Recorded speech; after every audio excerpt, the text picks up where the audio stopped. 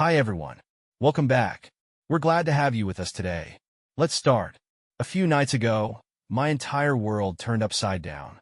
It all started innocently enough. I was working late, testing a high-tech security system I had installed in the house. This wasn't your typical setup. It was state-of-the-art, equipped with crystal-clear audio and video capabilities, and so sensitive it could pick up even the faintest sound or slightest movement. For days, I had been adjusting its settings, syncing it to my phone, and ironing out every detail to make it perfect. That night, I finally had the chance to test the live feed. As I opened the app on my phone, I was eager to see how well it worked. At first, everything seemed normal. I could hear the soft hum of the refrigerator in the kitchen, the gentle creak of the wooden floorboards upstairs, and the muffled sounds of our neighborhood settling into the night. For a while, it was almost boring, just the usual sounds of home. But then, I heard something unexpected, a voice. It was Megan's coming from the living room. She was on the phone, her tone calm and casual, but something about the way she was speaking made me pause. There was an edge to her voice that didn't sit right with me. I turned up the volume and leaned closer to my phone. At first, I thought she might just be catching up with a friend or chatting about something harmless. But then her words hit me like a punch to the gut. "She doesn't suspect a thing," Megan said, her voice tinged with amusement. My chest tightened. She couldn't be talking about me, could she? I told myself not to jump to conclusions, that maybe it was just a misunderstanding. But then, as I kept listening, my heart began to race. On the other end of the line, the voice was muffled, but Megan's sharp laugh cut through, cold and deliberate. No, he's absolutely clueless," she said, her tone dripping with confidence. "Ethan is so caught up in his little gadgets, he wouldn't notice if it hit him in the face." The words were like a slap, jolting me upright. My mind scrambled for an explanation, trying desperately to make sense of what I was hearing. Was this some kind of joke? A cruel misunderstanding? I wanted to believe there was an innocent explanation. But Megan's voice continued, now devoid of laughter, replaced with a chilling, deliberate edge. "Okay, hold on. Let me call you back," she said suddenly. My heart pounded as I heard the distinct sound of her dialing another number. My hands trembled as I adjusted the live feed, straining to catch every word. "Hi, thanks for getting back to me," Megan said, her tone sharp, almost businesslike. "Yes, I've made my decision. Let's move forward with the plan." "Plan?" My thoughts raced as I struggled to keep up. What plan? What was she talking about? The silence on the other end of the line made her next words even more chilling. "Once we pin this on him," she said, her words slow and deliberate, "I'll take the kids, the house, everything. He'll never see it coming." My grip on the phone tightened, my knuckles white. It felt like the air had been sucked out of the room. Megan's voice was calm, calculated, as though she were sealing a business deal, not plotting to dismantle our life. Every word made my stomach churn. "No, it won't be a problem," she continued, almost casually. "Brandon's already taken care of everything on his end. All we need is for Ethan to stay predictable. And trust me, he always does." Brandon. The name struck me like a knife to the chest. Brandon was one of her coworkers, someone I had always dismissed as harmless. He was the kind of guy you wouldn't look twice at, always friendly at office parties, always polite. I had never thought twice about him, never even questioned their interactions. But now, hearing his name in this context made my blood run cold. Megan let out a short, amused laugh, as though the conversation were about something trivial. "He'll never see it coming," she repeated, her voice brimming with confidence. I sat there, frozen, my mind spiraling as I tried to process what I had just heard. This wasn't just betrayal. It was a carefully laid-out plan to destroy me. Looking back now, it all seemed so obvious. The signs were there, scattered throughout the past few months, but I had been too blind, or maybe too trusting, to see them. It wasn't just one thing either. It was a series of small, seemingly insignificant moments I had dismissed as the usual ups and downs of a long marriage. But now, in hindsight, they felt like breadcrumbs leading me straight to this moment. I thought about how Megan had started spending hours outside in the backyard, pacing back and forth with her phone pressed to her ear. When I'd asked her about it, she'd always claimed she was catching up with old friends or handling something work-related. Her laughter would drift through the air, light and carefree, but sometimes I'd catch fragments of her conversations.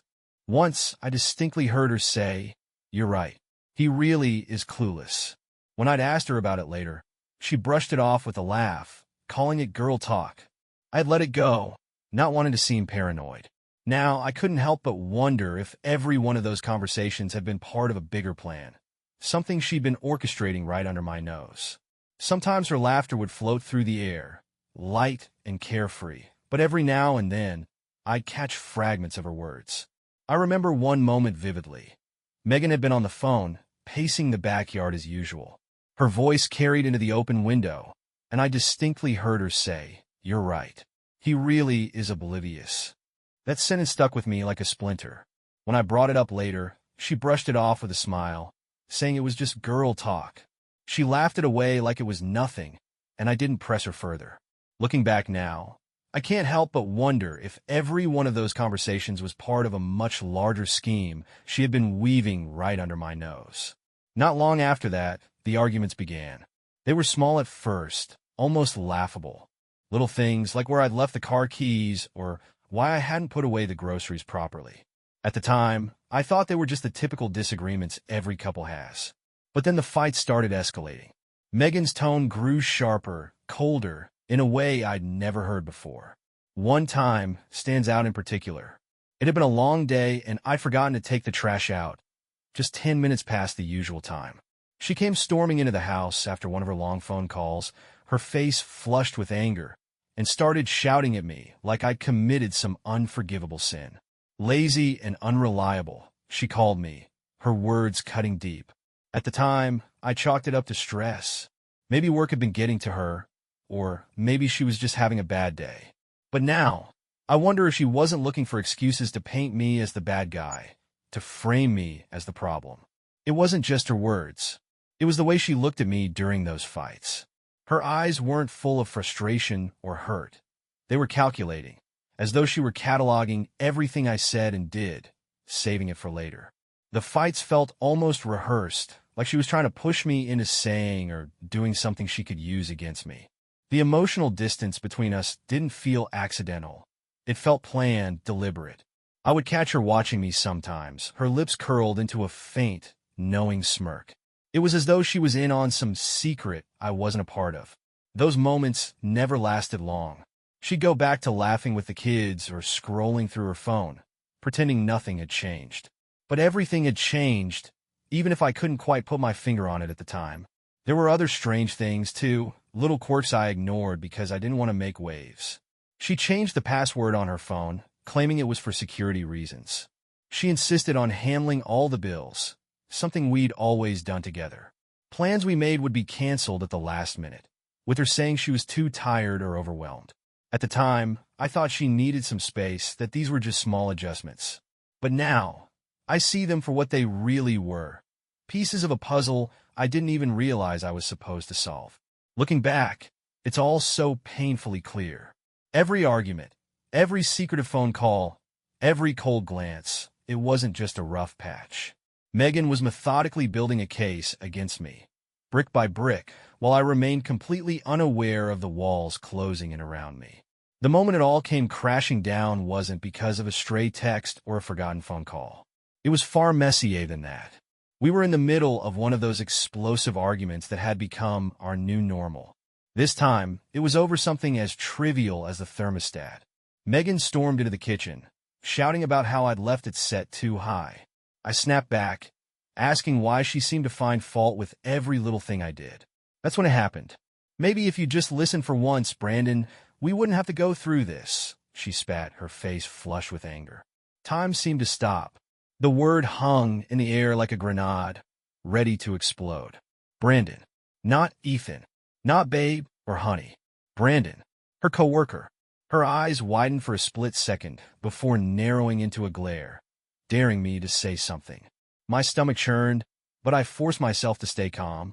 "Did you just call me Brandon?" I asked, my voice slow and deliberate. She scoffed and rolled her eyes, turning away from me. "Don't be ridiculous, Eli," she said, her voice dripping with condescension. "You're overthinking again. You always do this. You're so paranoid." But her deflection only made the pit in my stomach grow deeper. That slip had cut deeper than anything else she'd said or done. I stared at her, searching her face for guilt, for remorse, for anything that might tell me this wasn't what it seemed. But all I saw was cold, calculated anger, as if somehow this was my fault. "Who the hell is Brandon?" I demanded, my voice rising despite my best efforts to stay calm. "You're being insane," she snapped, crossing her arms. "Brandon is nobody. Just stop it." But Brandon wasn't nobody. I knew that now. He was somebody. He was the coworker she always laughed a little too hard with at the office Christmas parties, the one I had asked her about months ago, only to be met with reassurances that they were just friends. My mind raced, connecting dots I hadn't even realized existed until that moment. I stepped closer to her, my voice colder now. "Don't lie to me, Megan. Is Brandon the reason for all of this?" I asked, my voice low but firm. "The phone calls, the arguments, the secrets?" Megan's face shifted, her features hardening into a mask of indifference. A mocking smile tugged at the corners of her lips, as if I were an inconvenience she couldn't wait to brush off. "You're unbelievable," she said, shaking her head like I was the one who had lost touch with reality. "I don't have to stand here and listen to this." With that, she grabbed her purse, her movements deliberate and unbothered, and stormed out of the room. The door slammed behind her, leaving me standing there, my heart pounding and my mind racing. Her parting words echoed in my head. "You're paranoid. Brandon is nobody." But she couldn't erase what had already slipped out. That name, Brandon, wasn't just a word. It was a key, unlocking every question I hadn't dared to ask before. And now I couldn't turn back. The need for answers clawed at me, relentless and unforgiving, until I could barely think of anything else. Her evasions, her lies, and her venomous attempts to twist the blame. It was all too much. So, when Megan grabbed her keys one evening, mumbling something vague about meeting a friend, I made a decision. I was done waiting. I grabbed my own keys and followed her. I didn't even hesitate. I was too consumed by the need to know the truth. I stayed far enough behind to keep her from noticing, but my palms were slick with sweat as I navigated the streets, keeping my headlights dimmed and my distance careful. I watched her car wind through town, taking unfamiliar turns that led us further and further from the neighborhoods we usually frequented. The streets became quieter, the houses larger, their gates taller. Finally, she slowed near a sprawling estate. The place looked like something out of a magazine, surrounded by perfectly manicured hedges and a tall black iron gate. My chest tightened as I watched her pull into the long driveway. Moments later, the gate slid open, and she disappeared inside. I killed the engine and parked down the street, just out of sight. My heart was pounding so loudly it drowned out my thoughts. What was she doing here? Who did she know in a place like this? I stepped out of the car, my movements slow and deliberate, and crept closer on foot. The shadows of the towering trees lining the street offered me cover as I approached the edge of the property. Peering through the slats of the gate, I saw them, Megan and Brandon. They stood near the entrance, bathed in the warm glow of the porch light. Megan was laughing, her arm casually draped over his shoulder, her body language so natural, so intimate, it made my stomach churn. Brandon leaned in close, his hand resting possessively on her waist as he said something that made her laugh even harder. But it wasn't the laugh she shared with me. This was different, lighter, freer, as if she were an entirely different person when she was with him. I crouched behind a low hedge, straining to hear them. Their voices were soft, but I caught fragments of their conversation, enough to send waves of anger and confusion crashing over me. "When this is over," Megan said, her voice trailing into a giggle. Brandon's response was quieter, but his tone was firm and serious. "We need to get it done faster. I don't want this dragging out." My mind spun in circles, trying to make sense of what I was hearing. What did they mean by get it done? What were they planning? And why was she laughing as if it were all some kind of game? I stayed rooted to the spot, hidden in the shadows like an intruder spying on a life I no longer recognized as my own. The life I thought I had with her was unraveling, piece by piece, right in front of me. I wanted to burst through the gate, to confront them with everything I knew, or thought I knew, but I couldn't move. Fury and desperation held me in place. I was terrified of what else I might uncover if I got closer.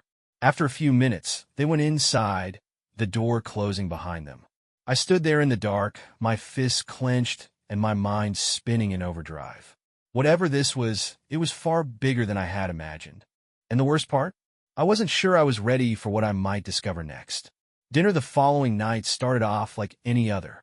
The familiar clinking of utensils against plates filled the room, mingling with the kids' chatter about their day. Megan sat across from me, smiling and laughing with the children as if nothing had changed. I sat there silently, barely touching my food. My heart was pounding, and I kept rehearsing the words in my head, over and over again. I couldn't keep it in any longer. The weight of what I had seen at Brandon's estate, the things I had overheard, was too much to bear. I needed to confront her, and I needed her to face the truth, not just in front of me, but in front of the kids. Maybe if she saw their faces, she'd feel some flicker of shame. "Megan," I said, my voice calm but firm. The noise in the room faded as everyone turned to look at me. She glanced up from her plate, her fork frozen midair. "What?" she asked, her expression neutral, though I caught a flicker of something in her eyes. "Weariness, maybe. Maybe I know about Brandon," I said, my voice cutting through the room like a crack of thunder. Everything fell silent. The kids froze, their wide eyes darting nervously between us. Confusion and fear etched onto their faces. Megan's hand, still holding her fork, paused in midair. Slowly, she set it down, her expression calm, too calm. "I'm sorry." "What?" she asked, her tone deceptively even. Her face was a mask of innocence, but I could see the faint tension behind her eyes. She was pretending not to understand, but I knew better. "Don't do that," I snapped, the anger I'd been holding back bubbling to the surface. "Don't act like you don't know what I'm talking about. I know about the phone calls, the meetings, the lies. I know everything." Megan leaned back in her chair, crossing her arms as her demeanor shifted. Her face grew colder, harder. And then, to my disbelief, she smirked. "You're pathetic, Eli," she said, her voice dripping with disdain. "You really think anyone's going to believe you over me? You're delusional." The kids turned to her, their young faces filled with confusion and hurt. "Mom," my daughter whispered, her voice trembling. Megan didn't even glance at her. Her eyes stayed locked on me, daring me to push further. "This isn't about me believing it, Megan," I said, my voice rising, the fury and betrayal I'd been holding back threatening to boil over. "This is about the truth, about what you've been doing behind my back while pretending everything's fine." And then she laughed. Actually laughed, like I'd told her the punchline to the funniest joke she'd ever heard. "The truth," she said with a scoff. "Oh, please. You've been paranoid for months, always snooping, always suspicious. Maybe if you spent more time being a decent husband and less time playing detective, I wouldn't have to look elsewhere." Her words hit me like a slap, but what stung more than her venom was the way she looked at me, as if I were beneath her, as if I were nothing. I stared at her, the fury rising in my chest. "I saw you with him, Megan," I said, my voice shaking now. "At his house, laughing, talking about getting it done faster. What the hell are you planning? Tell me." She rolled her eyes, her smirk never fading. "You don't know what you're talking about," she said dismissively. "And even if you did, who's going to believe you? Me, the loving wife and mother. Or you, the unstable lunatic stalking his own wife?" I glanced at the kids. My daughter's lip quivered as tears threatened to spill, while my son gripped his fork so tightly it looked like he might snap it in half. Their fear, their confusion, it was too much. "That's enough," I shouted, slamming my fist on the table. The plates rattled, and the kids flinched. But Megan? She didn't even blink. Instead, she leaned forward, her smirk fading into something darker, something menacing. "You're out of your depth, Eli," she said quietly, her voice low and full of malice. "Keep pushing, and you'll regret it. Trust me." It wasn't just a warning, it was a threat. And in that moment, I saw her clearly for the first time. She wasn't the woman I'd married. She wasn't even the person I thought I knew. She was gone, replaced by someone cold and dangerous. That night, I sat alone in my study, staring at the family photo on my desk. In the picture, we were all smiles, me, Megan, the kids, a perfect little family. But now I knew that image was a lie. Her words from dinner echoed in my head. "You're pathetic, Eli." The smirk, the venom, the threat. It was all the proof I needed to know there was no reasoning with her. She wasn't going to stop. She was willing to destroy me, and I wasn't going to make it easy for her. I opened my laptop, my hands steady despite the storm raging inside me. Logging into our bank accounts, I stared at the balances, savings, checking, joint investments. It was all there, just waiting for her to take it. I could almost see her laughing, celebrating with Brandon after she'd wiped me out. My jaw tightened. Not a chance. With a few deliberate clicks, I started the transfers, draining every cent into a new account I'd opened in my name weeks earlier, when the doubts first started creeping in. I didn't hesitate. I didn't second-guess myself. By the time I was done, the accounts were empty, the credit cards were canceled, and every auto payment tied to her lifestyle, her gym, her subscriptions, her flashy new car, was turned off. I left just enough in the kids' college fund. None of this was their fault. But for Megan, she'd made it clear I was her target, and now I was making it clear I wasn't going down without a fight. Before I left, I grabbed a piece of paper and scrawled a single sentence across it. No long explanations. No apologies, no pleas for her to reconsider. Just 7 words that said everything I needed to say. You can't steal what's already gone. I left the note on the kitchen counter, right next to the coffee maker she used every morning. And then I walked out. No vas pakt. No dramatic farewell. Just the clothes on my back and the certainty that, for the first time in months, I was finally in control. As I drove away, the strangest thing happened. A sense of calm washed over me. For the first time in what felt like forever, I felt like I could breathe. I wasn't playing Megan's games anymore. For the first time, I was in control. Though I didn't know exactly how she'd react, I knew one thing. The rules had changed, and this time, they were on my terms. The next day, I braced for the storm I knew was coming. Megan was vindictive, cunning, and relentless.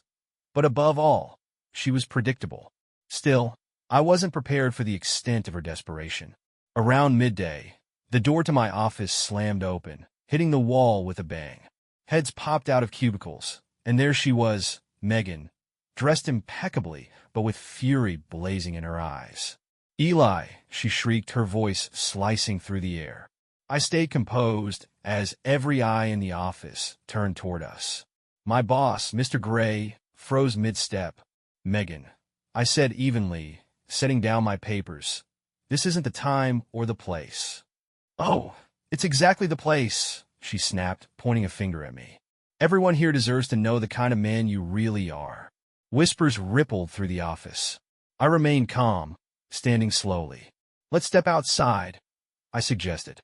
"Why? So you can intimidate me like always?" She spat, then turned to the room dramatically. "Did you know he's violent? Charming here, but at home, he's a monster." The air grew tense. Co-workers exchanged uncertain glances, some looking to me for direction. My fists clenched, but I kept my voice steady.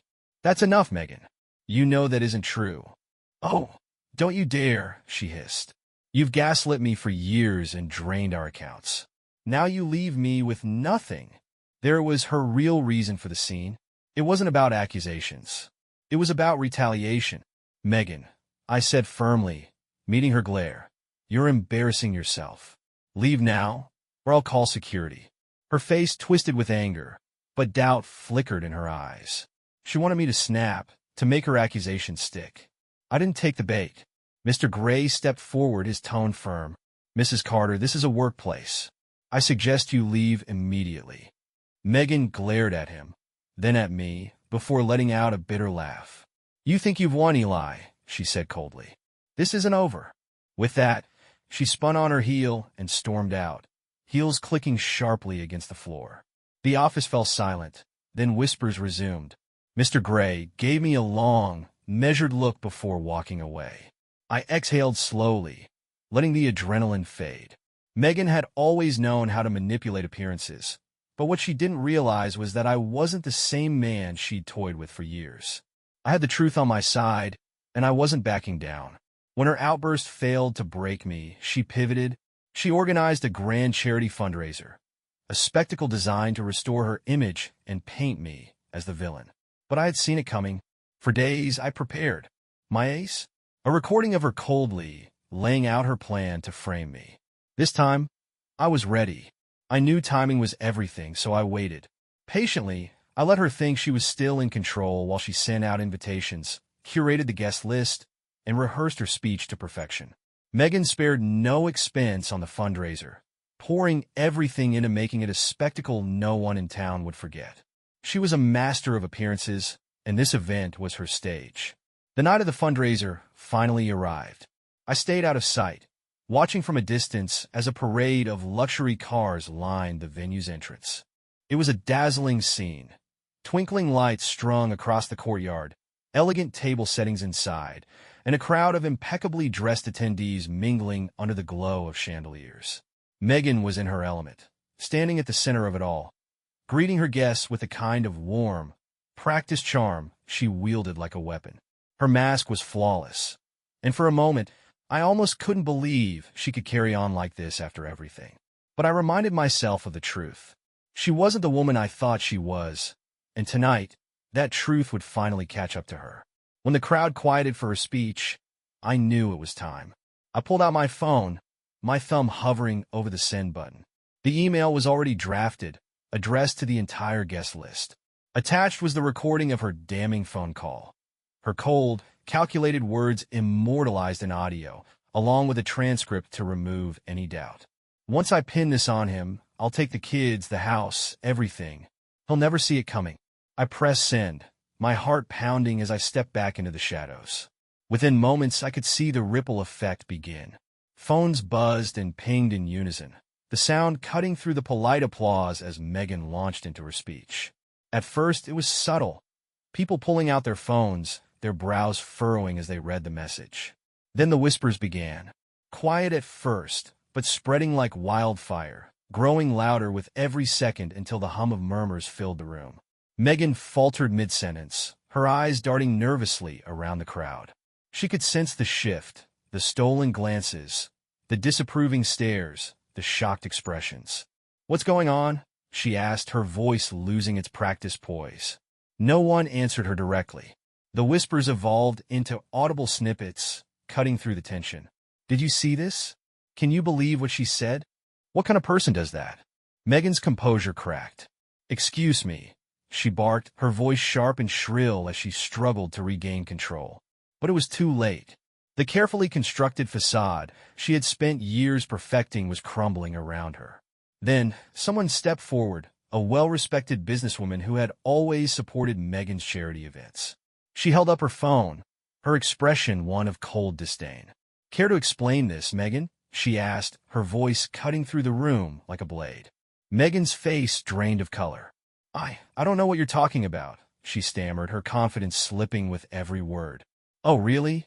the woman replied, shaking her phone for emphasis. "Because this recording makes it pretty clear who you really are, and it's not the person you've been pretending to be." Chaos erupted. The whispers turned into open confrontations as guests began questioning Megan's integrity, her motives, and everything she stood for. Her voice was drowned out by the noise, her protests falling on deaf ears. She looked around, desperate for an ally, but there were none. I turned and walked away, the sounds of her unraveling echoing behind me. For the first time in months, I felt like I had regained control. She had underestimated me, and now she was paying the price for her lies and deceit. The fallout was swift and merciless. By the next day, Megan's name was on everyone's lips, but not for the reasons she had hoped. The recording spread like wildfire, forwarded and shared among the town's most influential circles. I made sure of it. Everyone who mattered, her charity friends, her social clubs, even her parents, received a copy. No one could claim ignorance about who Megan really was anymore. Brandon, her supposed partner in crime, was the first to abandon ship.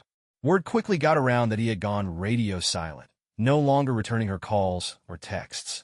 The golden boy, who had been so eager to push her schemes forward, suddenly wanted nothing to do with her. It wasn't surprising. Brandon was the kind of man who valued self-preservation above all else, and aligning himself with Megan's sinking ship would have only dragged him down with her. Megan, on the other hand, didn't go quietly. She tried to salvage what little she could of her reputation, spinning desperate stories about how the recording was taken out of context or completely fabricated. But the evidence was undeniable, and the town wasn't buying her lies anymore. Her friends, many of whom had been charmed by her for years, stopped answering her calls. Her name became toxic, whispered about at brunches and cocktail parties, always with sideways glances and judgmental smirks. Even her parents, who had doted on her for so long, refused to defend her this time.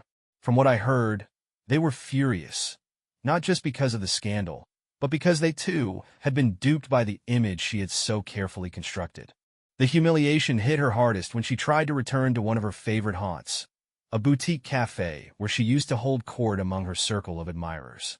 The once friendly staff avoided eye contact, and the usual smiles from acquaintances turned into awkward nods or outright snubs.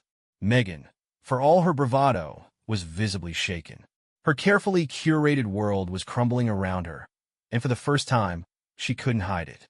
I stayed in the background, watching as the threads of Megan's lies unraveled one by one. There was no sense of triumph in witnessing the fallout, not exactly. It was hard to feel joy while watching someone you once loved so deeply self-destruct. But there was a grim sense of justice in seeing the truth come to light. Her carefully spun web of manipulation, deceit, and calculated moves could no longer ensnare anyone. She had overplayed her hand, and now everyone saw her for who she truly was. By the end of the week, Megan's attempts to maintain control had fallen apart completely. Her calls to the kids' school, full of complaints and accusations against me, were ignored. Any lawyer she tried to enlist for her next scheme either turned her away or openly dismissed her case as absurd. The community, once charmed by her polished facade, now treated her like a pariah. Every piece of her plan had crumbled, leaving her exposed, alone, and exactly where she had tried to leave me, with nothing. When the custody battle began, Megan walked into the courtroom as if she were stepping onto a stage. She was dressed to evoke sympathy, her muted colors and solemn expression crafted to scream victim. Her performance was meticulous. Crocodile tears, a trembling voice, and a narrative so rehearsed it could have earned her an acting award. She spun a tale of heartbreak, painting me as a controlling monster who had abandoned her and drained our accounts out of spite. For a brief moment, I worried. Megan was a master manipulator, and I couldn't help but wonder if the judge might fall for her act. But when it was my turn, I didn't need theatrics or rehearsed lines. I had the truth on my side. My lawyer presented the facts methodically and with precision. The recording of her phone call plotting to frame me was played for the court, her cold, calculated words echoing in the room. Financial records proved how she had siphoned money for personal luxuries while neglecting our household expenses. Witness testimony from her former friends and colleagues painted a picture of a woman who was not only manipulative, but completely untrustworthy. As the evidence mounted, Megan's confident facade began to crumble. Her composure shattered when the recording was played aloud. Once I pin this on him, I'll take the kids, the house, everything. He'll never see it coming. Her face went pale as the judge leaned forward, listening intently to every word of her damning admission. When the audio ended, the silence in the courtroom was deafening. Megan scrambled to recover, insisting the recording was taken out of context, that she'd only said those things in frustration. But it was too late. Her desperation was palpable, and her arguments crumbled under the sheer weight of the evidence against her. The judge, a no-nonsense man with little patience for deception, didn't mince words. "Mrs. Carter," he said sharply, his voice ringing with authority, "your behavior, as documented here, demonstrates a clear pattern of manipulation and bad faith. This court cannot, in good conscience, place the children in your care." Megan gasped audibly, her hands trembling as she gripped the edge of the table. "Your Honor, please," she pleaded, her voice breaking. "I'm their mother." The judge's tone didn't waver. "As their mother, your actions should reflect their best interests, not your own selfish agenda. Custody is awarded to Mr. Carter. Furthermore, given the financial evidence presented, your request for alimony is denied." The gavel came down, and with it, months of turmoil lifted off my shoulders. I sat there in stunned relief, barely able to process that it was finally over. Megan's face twisted with disbelief and fury. She opened and closed her mouth as if searching for words to lash out, but none came. She was out of moves, and she knew it. As we left the courtroom, Megan caught up to me in the hallway. Her voice was low and venomous. "You'll regret this, Eli," she hissed, her eyes narrowing dangerously. I turned to her, calm and resolute. "No, Megan," I said, my voice steady. "The only thing I regret is not seeing through you sooner." She didn't reply. She simply stood there, watching as I walked away. Outside the courtroom, the kids were waiting for me. They ran to me, their faces lighting up with relief. For the first time in months, I felt a sense of peace. The battle was over, and I had won, not out of spite, but because it was the right thing for me and, more importantly, for my children. But even after losing in court, Megan wasn't done. She was like a cornered animal, desperate, dangerous, and willing to do whatever it took to claw her way back. I should have anticipated her next move, but even I couldn't have predicted how low she would go. A few weeks later, a police officer showed up at my door. My stomach sank as he handed me a notice. Megan had filed a report, claiming I had assaulted her. According to her statement, I had violently attacked her just days after the court's decision. She even provided photos, grainy, dramatic shots of bruises on her arms and face, as evidence. At first, I felt panic rising in my chest. Megan's lies had worked on so many people in the past. What if this time they stuck? What if her story convinced the authorities? But as I sat with my lawyer reviewing her report and the so-called evidence, my fear quickly turned to anger. This wasn't just another one of Megan's lies. This was something far more sinister, a calculated attempt to destroy my life completely. But she made a critical mistake this time. She underestimated just how much credibility she had already lost. Between the court recordings, the disastrous fallout of her failed fundraiser, and the growing number of people who now saw her for who she truly was, Megan's word carried little weight anymore. When the investigation into her allegations began, her story unraveled faster than she could have ever anticipated. The bruises in the photos she submitted didn't match her claims, and medical professionals reviewing the images were quick to note signs of makeup rather than real injuries. The police, thorough in their approach, requested timestamps and metadata for the photos. Conveniently for Megan, but suspiciously for everyone else, she couldn't provide them. The final blow came in the form of surveillance footage. On the very day she alleged the incident took place, Megan had been seen at a local cafe, laughing and chatting with friends, completely uninjured. The footage was undeniable. Once it was leaked online, the public's reaction was swift and brutal. Her name began trending across social media, not as a victim, but as a liar. Memes and hashtags mocking her lies spread like wildfire, cementing her place as the subject of ridicule and scorn. When the police officially dismissed the case due to a lack of evidence, they didn't just close the file. Megan was warned explicitly that filing a false police report was a criminal offense. While no charges were filed against her, the damage to her already crumbling reputation was irreparable. The news spread quickly, and even the few allies she had left, those who had stuck by her out of loyalty or ignorance, finally turned their backs. Megan's name became synonymous with deceit. She wasn't just whispered about at brunches and cocktail parties anymore. She was openly mocked. Her name became a punchline, a cautionary tale in every conversation in town. As for me, I refused to let her desperate attempts dictate my life anymore. I had my children, my peace of mind, and most importantly, the truth on my side. Megan's final scheme only confirmed what I already knew. I was finally free of her manipulation, and she was left to face the consequences of her actions alone. Now, months later, as the dust has settled, I find myself reflecting on everything that's happened. Without a doubt, this has been the most challenging year of my life. I lost the family I thought I had, the woman I thought I knew, and the future I believed we were building together. But somewhere in the midst of all the lies, betrayals, and schemes, I found something I hadn't even realized I'd lost, myself. If I've learned anything from this, it's the importance of trusting your instincts, those nagging doubts, the uneasy feelings you push aside, the little signs that something isn't quite right. They exist for a reason. For months, I ignored mine. I convinced myself that the cracks in our marriage were normal, that it was just stress or the wear and tear of life. But deep down, I knew something was wrong. Looking back now, I wish I had listened to that voice sooner, but I'm grateful I finally did. Standing your ground is another lesson I learned, one that came painfully but proved to be worth every struggle. There were moments when I wanted to give up, when I thought about letting her lies and manipulations win just to end the endless battles. But every time I looked at my kids, I knew I couldn't. They deserved the truth. They deserved a future free from the chaos she brought into our lives. And I realized I deserved that too. Now the kids and I are finding our way forward.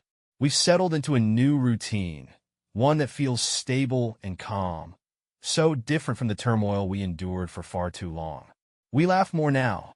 We talk openly, and I can see the weight lifting from their small shoulders.